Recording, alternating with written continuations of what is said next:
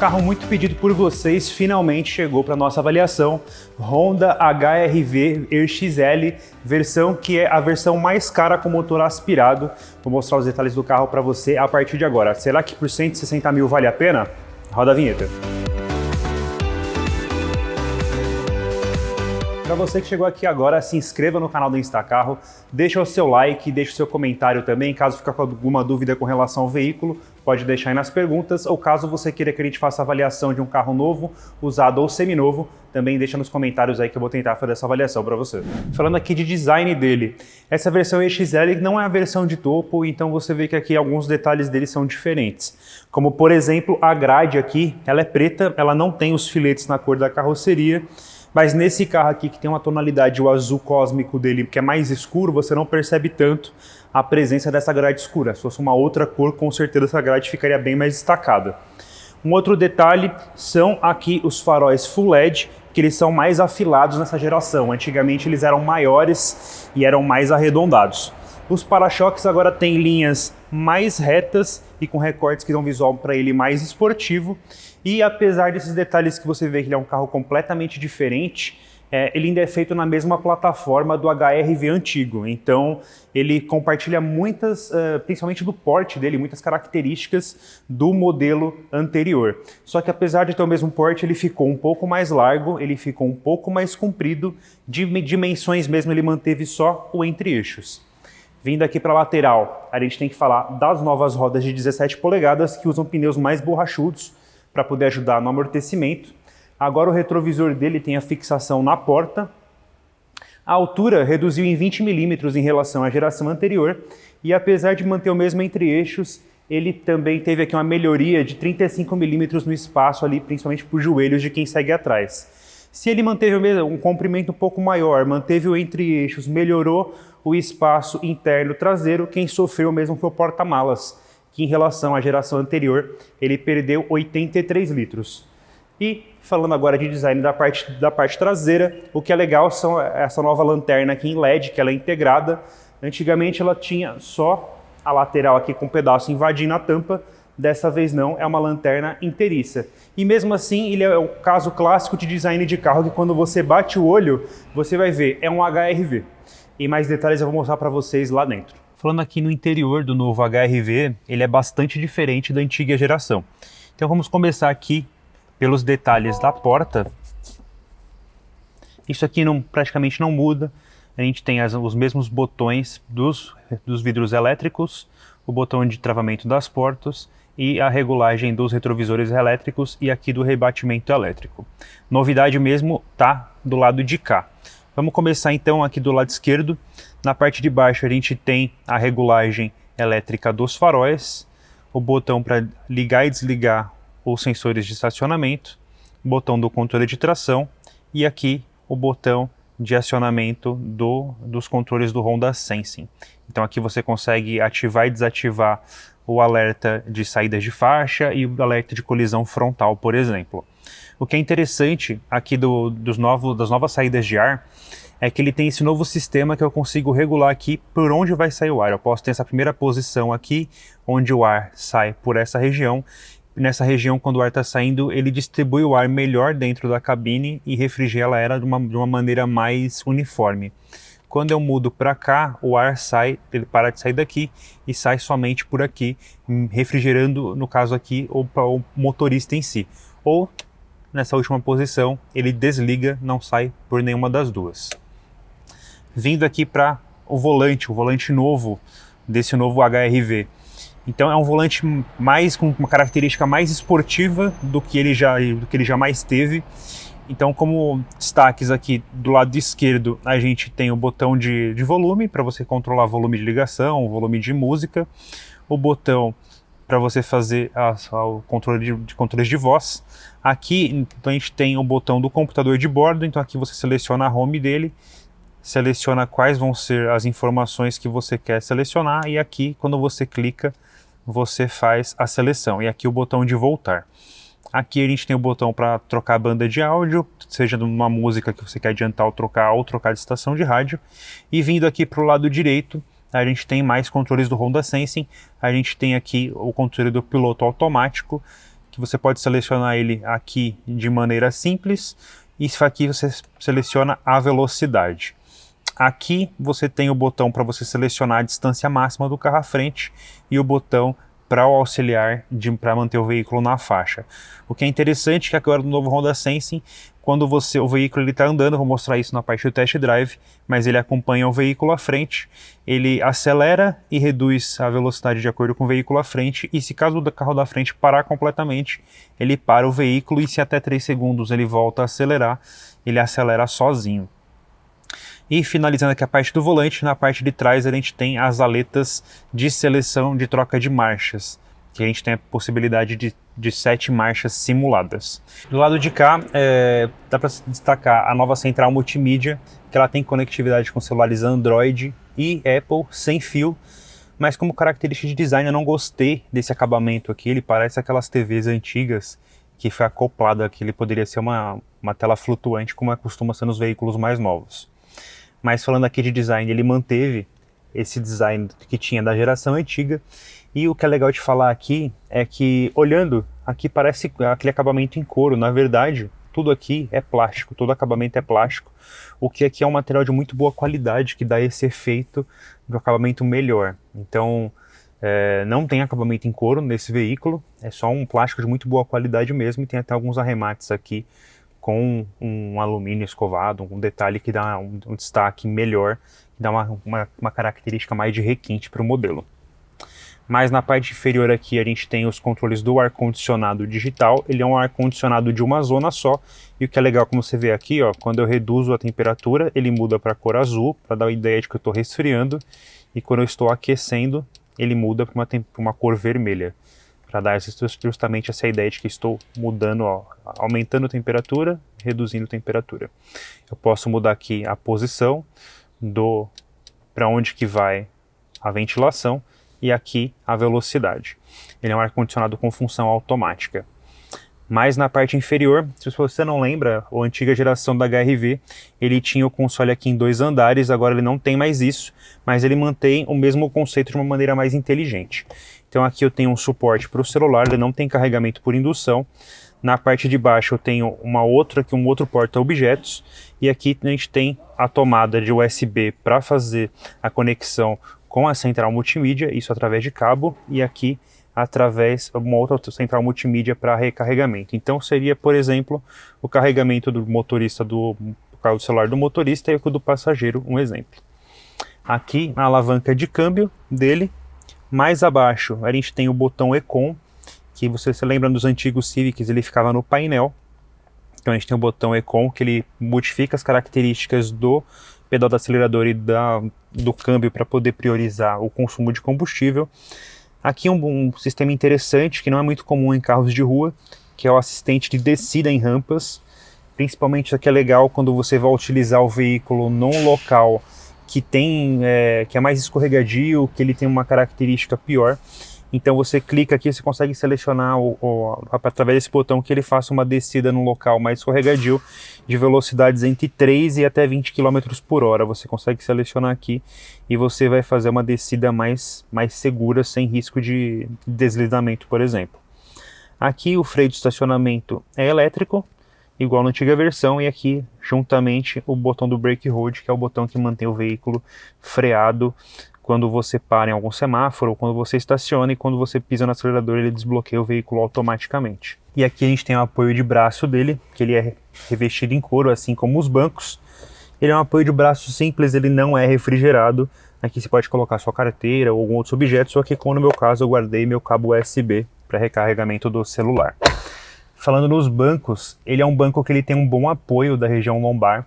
Ele é um banco que ele está maior do que ele era nas antigas gerações, e ele tem um bom apoio lateral também.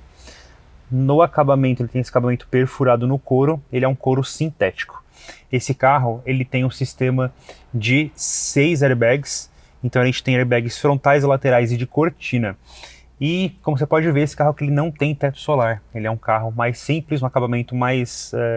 não é uma versão topo de linha, mas ele não foi concebido para ser um veículo de teto solar, é um carro mais simples. Então se você gosta de teto solar, precisa ver para a concorrência. E agora eu vou mostrar outros detalhes da traseira, que também tem bastante coisa interessante lá. Outra característica clássica do HR-V é a maçaneta aqui na coluna. E agora os detalhes dos bancos também, que é super importante. Como todo Honda, ele vem com o sistema Magic Seat, que eu consigo aqui mexer na posição do banco e deixar ele aqui elevado para poder aproveitar o espaço aqui para carregar bagagens e etc. Então esse sistema Magic Seat foi mantido, como eu costumo falar nos veículos da Honda. Se isso fosse eliminado, seria um grande erro e a Honda não errou nesse aspecto. Falando aqui de espaço interno.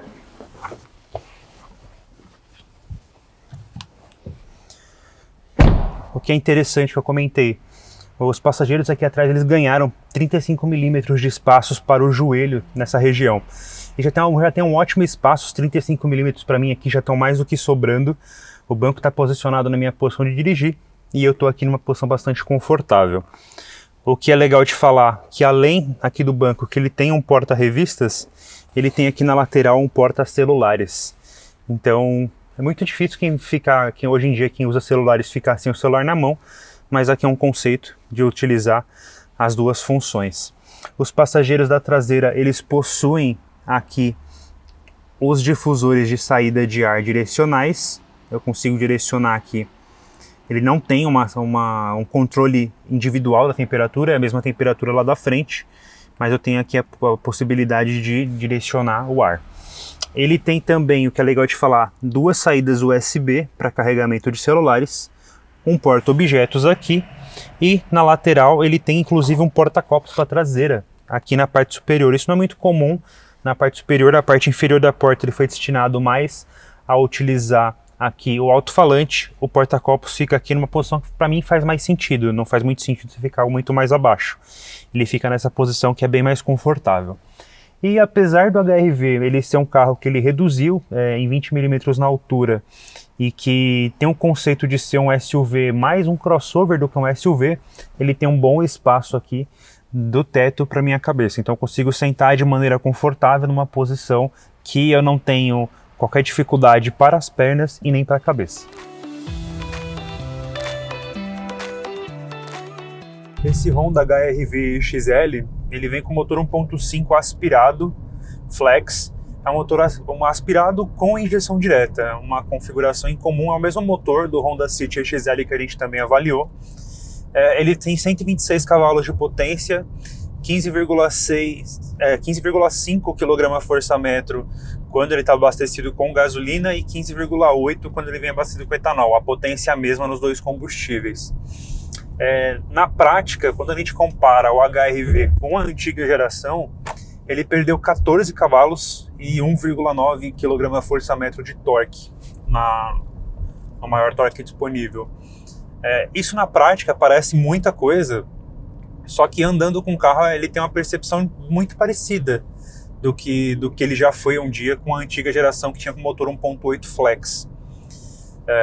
O que a gente percebe mais dessa diferença da menor potência principalmente é no uso em estrada, que você percebe que o carro ele tem menos fôlego, ele tem uma menor capacidade de retomada do que ele teve no passado. Só que no uso assim urbano e em velocidade de cruzeiro em própria estrada, você percebe que o carro é muito semelhante. Ele tem um desempenho bastante agradável aqui na cidade, você consegue... Ele não tem nenhum modo de condução, a princípio, ele só tem um modo Econ. Quando você seleciona aqui, ele muda um pouco as características do veículo com relação à resposta do acelerador e relacionado também às marchas. Ele faz uma troca, ele aproveita o torque do motor numa rotação mais baixa e tem uma lentidão na aceleração para tornar o veículo mais econômico. Nessa função você percebe que é um carro bem mais fraco, digamos assim, e na função normal de uso ele tem um comportamento de funcionamento bem parecido com o City. Claro, ele é um pouco mais pesado, então isso reflete bastante no uso dele urbano, mas é um carro bastante gostoso de dirigir. Também o que tem de diferença para a antiga geração é que ele tem aqui o sistema de direção recalibrado. Esse sistema de direção recalibrado deixou a direção mais direta e mais firme, então ele é menos leve do que ele já foi, só que ele é um carro melhor de dirigir. Ele é um carro que você sente melhor aqui no volante o comportamento dele, o que o carro te passa de informação da via. Então você sente melhor o contato do pneu do carro com o asfalto. Isso não é de uma maneira desconfortável, de uma maneira mais do ponto de vista de dirigibilidade mesmo. E a suspensão dele também está um pouquinho mais firme do que era na outra geração. Só que apesar de mais firme, você pode ver lá fora que os pneus dele são mais borrachudos. Então a absorção de impacto dele aqui, no meu ponto de vista, está melhor do que na antiga geração. Para mim o HR-V ficou um carro melhor de dirigir, um carro que tem uma resposta de direção boa, mesmo com a menor potência. A perda de torque foi praticamente mínima. E como eu costumo falar, é o torque que a gente percebe na cidade, a diferença. E na cidade a gente percebe que o carro está bem parecido, mas o que é o maior ganho para mim no aspecto de diferença de potência, nessa característica de motor, é que ele ficou bem mais econômico. No uso em cidade, para você ter uma ideia, usando aqui em cidade com variação de trânsito pesado, para um trânsito que flui de uma maneira mais suave como está aqui hoje, e com ar-condicionado sempre ligado, ele chegou a média de 8,5 km por litro com etanol no tanque. Na estrada, esse número chegou a 10, que para mim é um número excelente, pensando que é um SUV médio. É só você comparar com os números com o Renegade, por exemplo. O Renegade 1.3 Flex com mecânica turbo, dificilmente você vai conseguir mais do que 7 km por litro na cidade. Nesse comparativo aqui você vai ter um belo ganho no consumo. Para mim, talvez um dos maiores problemas aqui, do que eu sinto falta nesse carro, é que ele não tem um velocímetro digital. A gente tem aqui o computador de bordo, ele tem diversas funções. Aqui eu tenho informação de consumo, separado aqui o trip dele, eu tenho informação do áudio que eu estou ouvindo, da minha galeria de contatos, eu posso ver informações aqui de mapas, inclusive eu tenho informação se está todo mundo com banco afivelado, um exemplo. Mas eu não tenho informação de velocímetro digital nessa versão do veículo. E considerando que a gente está num veículo de 160 mil, é uma função que é tão básica, é tão simples. Por exemplo, na versão Touring essa informação é disponível e aqui a gente não tem. E por que faz tanta falta? Faz falta porque, com certeza, você tem um veículo, digamos assim, de 2018 para cá, a grande maioria de todos os carros tem essa informação digital.